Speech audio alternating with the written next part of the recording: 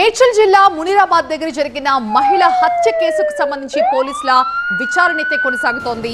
మృతురాలు బోధన్కు చెందిన వివాహితగా గుర్తించారు పోలీసులు.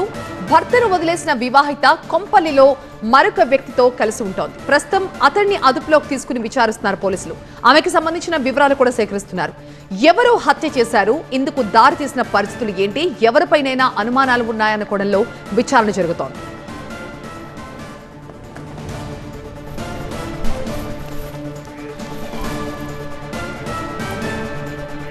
మా ప్రతినిధి జ్యోతి లైవ్ లో జాయిన్ అవుతున్నారు. జ్యోతి, ఈ హత్యకు సంబంధించి పోలీసులకి ఎలాంటి ఆధారాలు దొరికాయి? ఆ మహిళా హత్యకు గల కారణాలు ఏమని విశ్లేషిస్తున్నారు?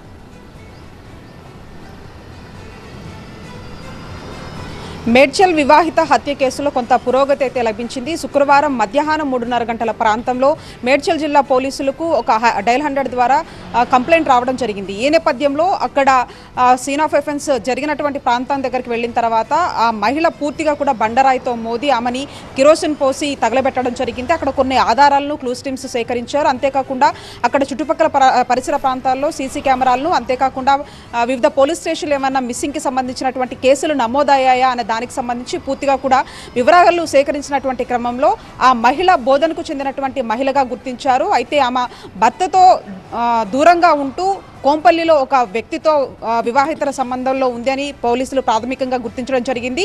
ఈ నేపథ్యంలో మహిళకు సంబంధించినటువంటి కుటుంబ సభ్యులతో పాటుగా అతన్ని కూడా అదుపులోకి తీసుకుని ప్రస్తుతానికి మాత్రం విచారిస్తూ ఉన్నారు.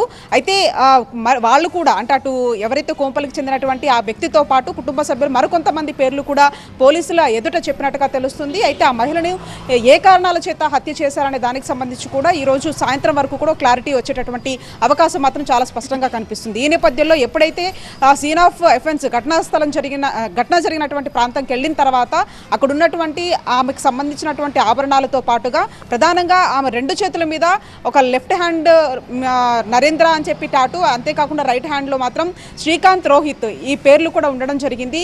ఈ నేపథ్యంలో కొంత కష్టతరంగా ఈ కేసు మారినప్పటికీ కూడా ఎట్టకేలకు మాత్రం ఒక పురోగతిని మాత్రం ఈ కేసులో సాధించారని చెప్పుకోవచ్చు. బోధనకు చెందినటువంటి మహిళగా గుర్తించారు.